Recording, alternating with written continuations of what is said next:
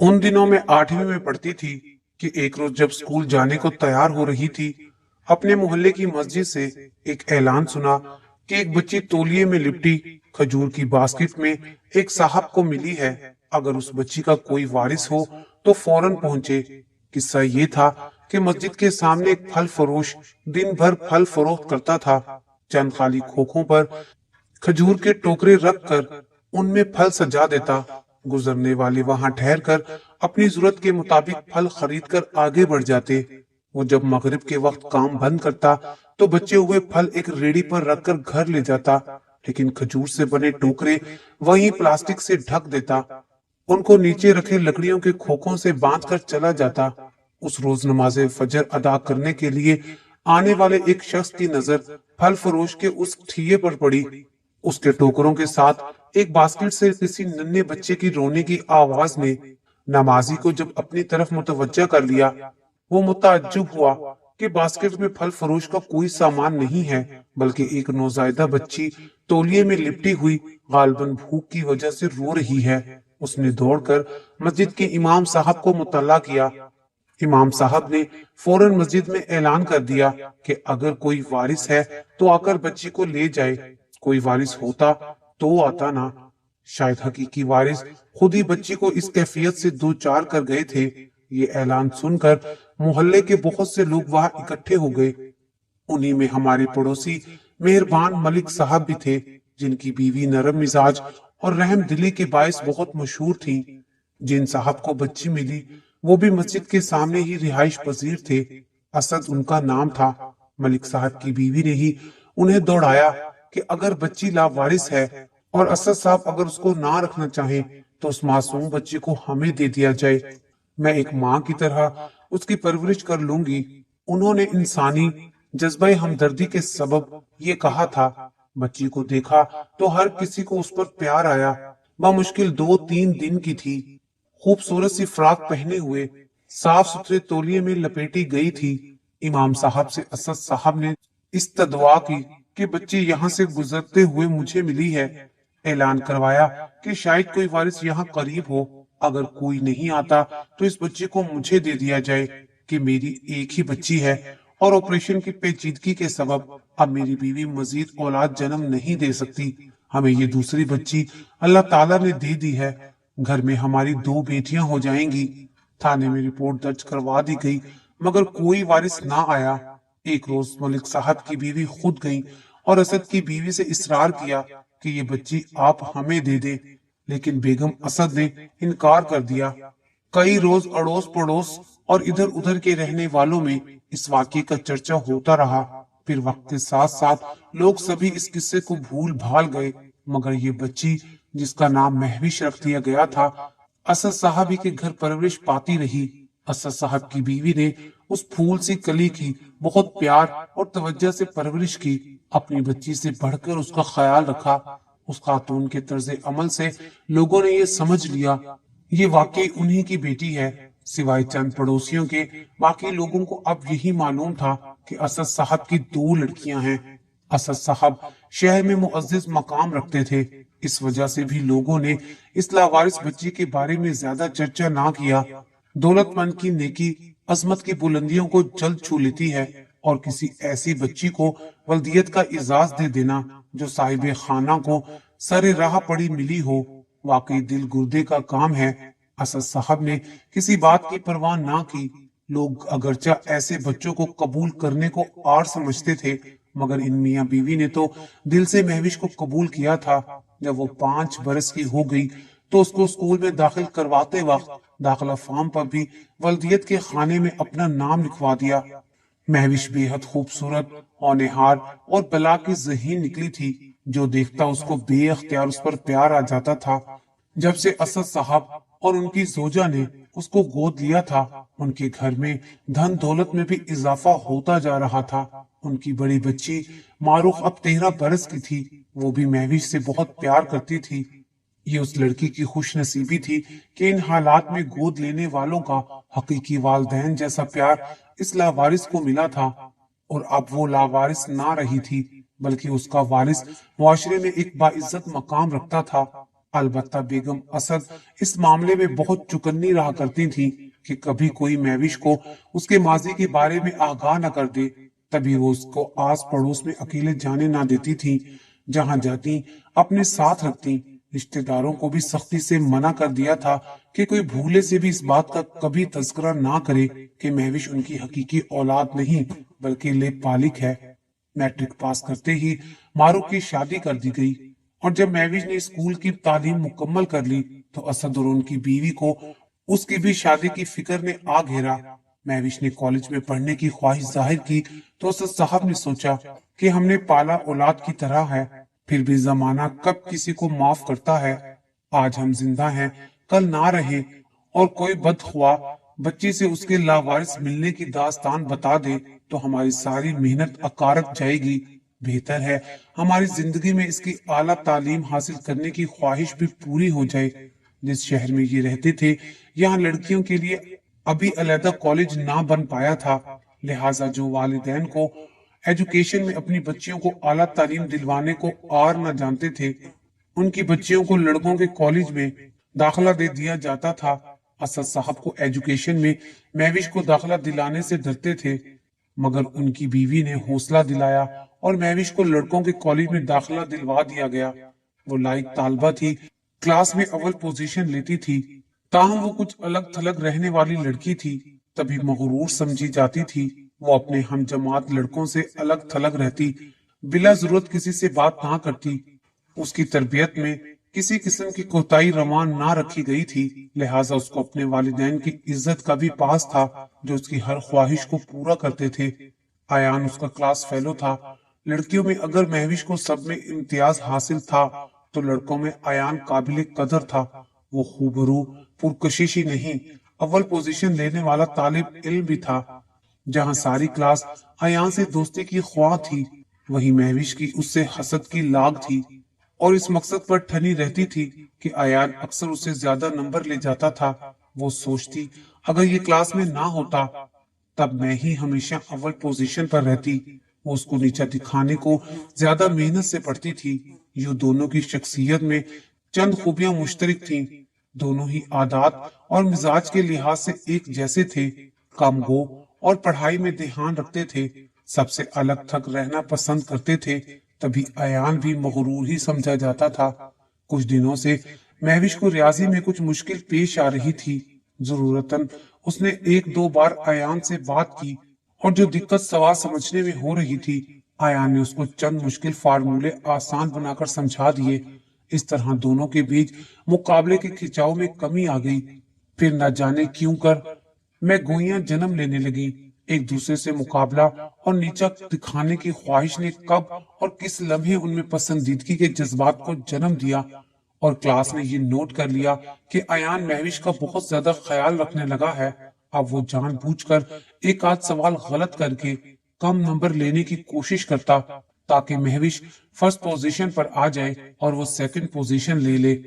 वो उससे हर बाजी हार कर खुशी महसूस करने लगा था। दोनों पहले एक दूसरे से बात तक न करते थे, अब बात करने के लिए बहाने तलाश करने लगे थे। चंद दोस्तों ने मजाक भी किया तो आयान ने कह दिया कि महविश उसकी करीबी रिश्तेदार है। क्लास में तो दोनों का रवैया कदरे मोहतात था, लेकिन दिलों में उनके एक दूसरे के लिए मोहब्बत का जज्बा परवान चढ़ता गया। वो दोनों अपने असातिज़ा के चहीते शागिर्द थे, क्योंकि जब तालिब इल्मों का तालीमी रिकॉर्ड शानदार होता है, उनकी इज्जत उस्तादों के दिलों में और इज्जत का मकाम क्लास में बना रहता है। दोनों ही मेहनत से अपनी मंजिल की तरफ गामजन थे, किसी में उनको बदनाम करने की जुर्रत ना थी। अब तालीम का आखिरी साल था और दोनों के सामने मुस्तकबिल का सवाल था। महविश के दिल में ये ख्वाहिश जन्म ले चुकी थी कि अयान उसका जीवन साथी बने। उसको यकीन था कि वो इतना अच्छा और लायक लड़का है कि उसका ना सिर्फ मुस्तकबिल रोशन होगा बल्कि वो एक बेहतरीन जीवन साथी भी साबित हो सकता है। उधर अयान भी महविश के बारे में ऐसा ही सोच रहा था और यही जज्बात रखता था। ताहम अपनी पसंद से दोनों को ही अपने अपने वालिदैन को बर वक्त आगाही देना लाजिम था, वरना गुजरता वक्त उनकी खुशियों की राह में रुकावट डाल सकता था। अयान के वालिदैन कई बार कह चुके थे कि हम वही दुल्हन लाएंगे जिस लड़की को वो पसंद करता होगा اپنی مرضی نہ تھوپیں گے۔ رزلٹ آ گیا۔ مہوش اور ایان دونوں ہی نے امتیازی پوزیشن لی تھی۔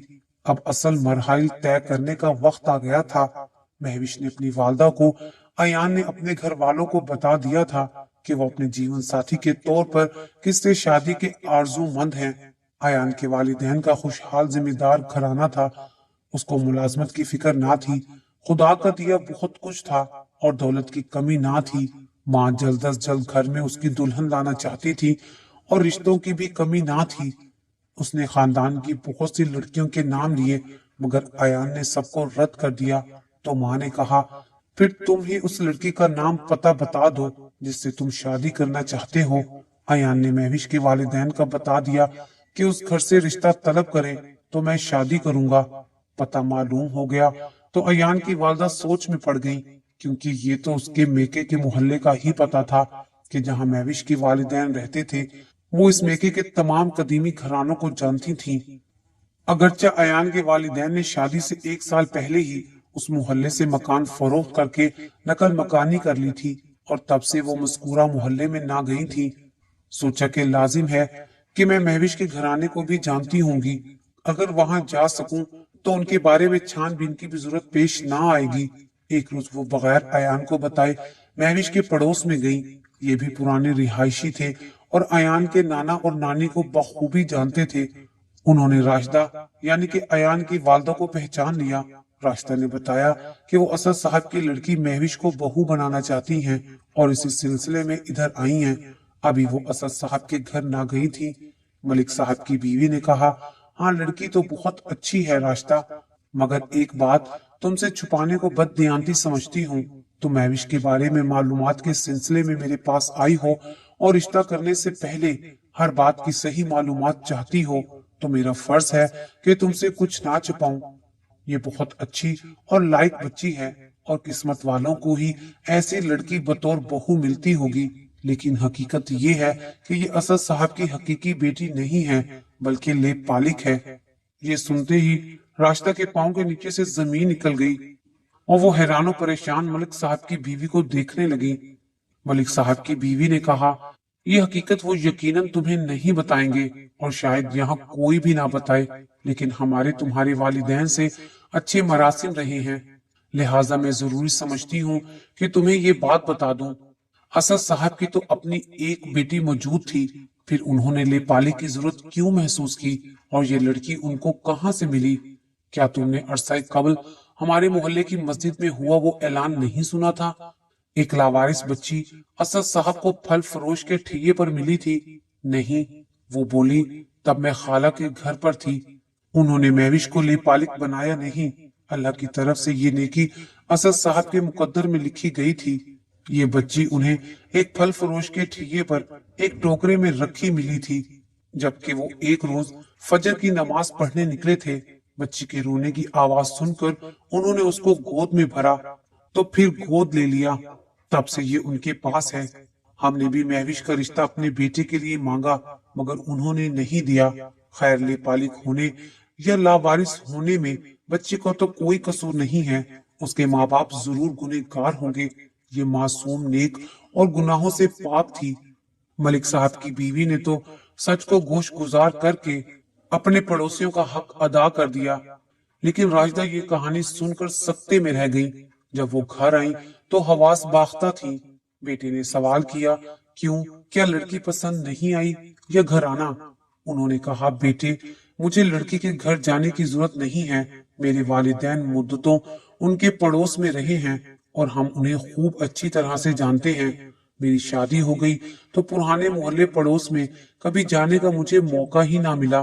آج تمہاری خاطر گئی تھی، مگر میں نہیں سمجھتی کہ وہ لڑکی تمہارے لیے مناسب ہے۔ کیوں ماں؟ آخر اس میں کیا کمی ہے؟ بدصورت ہے، بدتمیز ہے یا پڑھی لکھی نہیں ہے؟ اس کے والدین تو علاقے کے سب سے خوشحال اور عزت دار لوگ ہیں، پھر آپ کے منہ سے مہوش کے لیے انکار کیوں؟ اس لیے کہ اس کا ماضی ایک تہمت کے جیسا ہے۔ تمہیں علم نہیں ہے کہ یہ لڑکی کسی بد نصیب کی خطا کا ثمر ہے۔ ماں، پہیلیاں مت بجھوائیں، خدا جانے آپ کیا کہہ رہی ہو۔ یہ لاوارث بچی تھی بیٹا، 3 दिन की थी कि कोई इसको फल फरोश की खाली टोकरे में डालकर चला गया था। तभी ये कसम फर्सी के आलम में असद साहब को मिली थी और उन्होंने इसे गोद ले लिया था। तो अब बताओ कि हम ऐसी लड़की को क्यों कर घर की इज्जत बना सकते हैं जिसके वालिदैन का अता पता मालूम नहीं है। अगर आप बहू नहीं बना सकती तो मैं ऐसी लड़की को बीवी बना सकता हूँ। मुझे उसके माजी या माँ बाप से कोई गर्ज नहीं है। महविश एक नेक, शरीफ, मेहनती लड़की के तौर पर मेरे सामने रही है। वो तालीम याफ्ता है और उसने एक शरीफ और इज्जतदार घराने में परवरिश पाई है। क्या ये काफी नहीं है? बेटे के कड़े तेवर देखकर माँ खामोश हो गई, मगर अंदर ही अंदर से सुलगने लगी कि कैसे बेटे को इस अमर से बाज रखे। उधर महविश के रिश्ते आ रहे थे और उसकी माँ शशु पंज में थी। महविश कह चुकी थी कि जल्द अयान अपनी वालदा को रिश्ते के लिए हमारे घर लाने वाला है, आप इंतजार कर ले। महविश तो अयान के वालिदैन के आने की मुंतजिर थी, इसलिए ऐसा कह रही थी, मगर ये लोग नहीं आ रहे थे।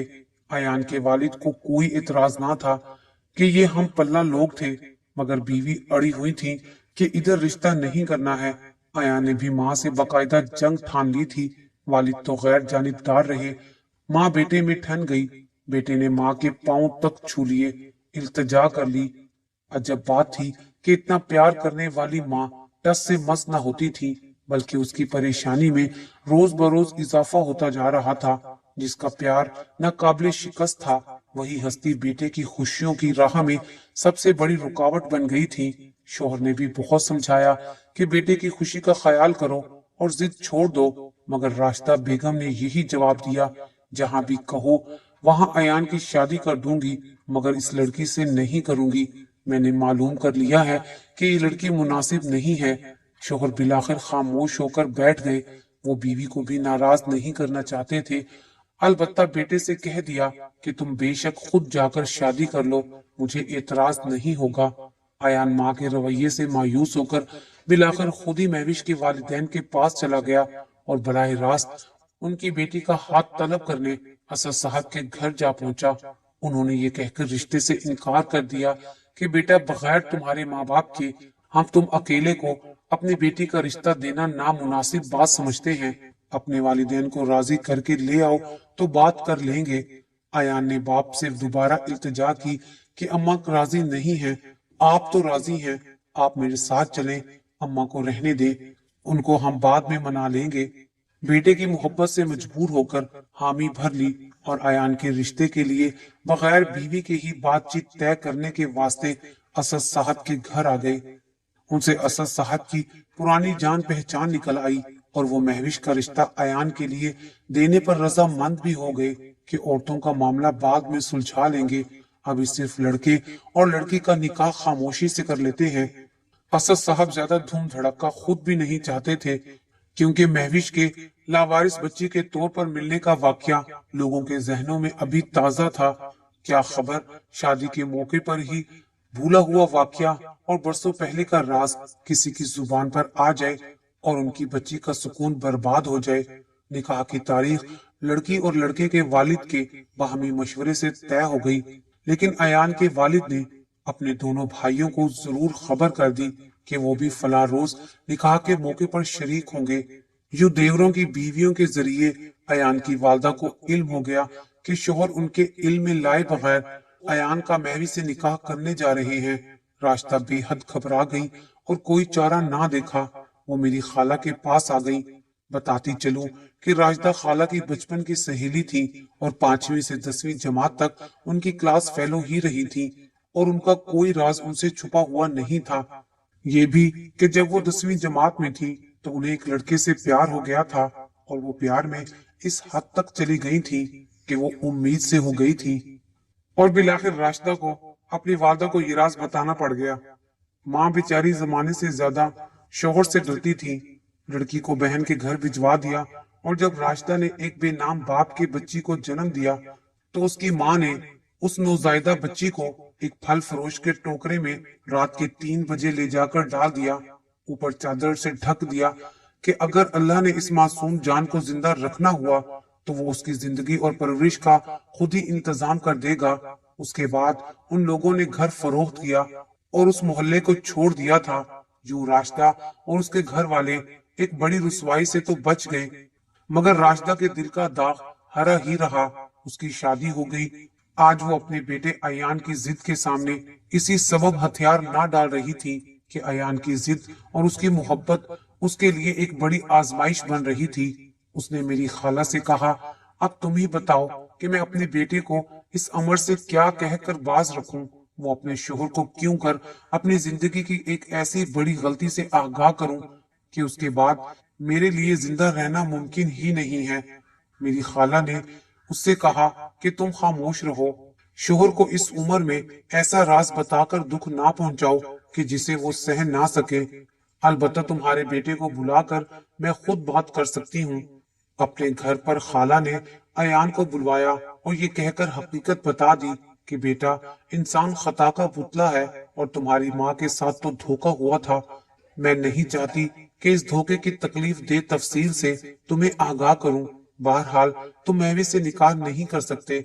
अगर माँ के कहने से बाज रह जाते तो शायद तुम्हारे और उनके दरमियान का पाकीज़ा रिश्ता मैला करने की मैं तो क्या कोई भी कभी जुर्रत ना करता। लेकिन अब मजबूरी है, तुम इस मामले को यही खत्म कर दो और अपनी माँ को भी शर्मिंदा ना करो, बल्कि उनको एक इंसान समझकर माफ कर दो। माँ भी इंसान ही होती है और कोई इंसान फरिश्ता नहीं होता। उन्होंने बहुत तकलीफ सहकर मोहब्बत से तुम्हें पाला है। आयान का चेहरा गम और गुस्से से नहीं, बदतरीन गहरे सदमे से स्याह पड़ गया। वो बगैर कुछ कहे मेरी खाला के सामने से उठकर चला गया। बाद में खाला ने अम्मी से कहा था कि मैं जानती थी कि माँ का राज जानकर उसके दिल में माँ का तकद्दुस मजरूह हुआ था, मगर मैं मजबूर थी। जिस राज से उसकी हकीकी माँ पर्दा उठाने से कासिर थी, मुझे ये नागवार फर्ज सर अंजाम देना पड़ गया। आयान इस राज को जानने के बाद अपने घर ना गया और एक दोस्त के घर चला गया। उसके बाद कहाँ रूपोश हो गया किसी को मालूम ना था। यहाँ तक कि राजदा बेटे के सदमे और जुदाई के गम को दिल से लगाकर सिर्फ 3 बरस जिंदा रही और इस दुनिया फानी से चली गई। उसकी वफात के 1 साल बाद अयान ने बाप से राब्ता किया। वो उस वक्त तक कनाडा में था। साल बाद अपने वालिद को भी वहां अपने पास बुलवा लिया। अयान कनाडा में शादी कर चुका था और वो वहां अपनी बीवी के साथ खुश था। और यहाँ महविश के वालिदैन ने भी उसकी एक अच्छा घराना देखकर शादी कर दी। अब महविश भी अपने घर में खुश थी। इस तरह ये राज एक मोड़ पर आकर फिर से हमारे सीनों में दफन हो गया और दफन ही रहा। कभी महविश और उसके घर वाले भी ये ना जान सके कि राशिदा या अयान के साथ क्या हुआ और अयान कहाँ गायब हो गया, क्यों लौटकर ना आया। ये दुनिया सचमुच एक निगार खाना है जहाँ कैसे कैसे वाकयात हो जाते हैं। खुदा हर किसी को इस किस्म के सदमात से महफूज रखे कि जिनके तस्वुर से ही दिलों पर वहशत छाने लगती है।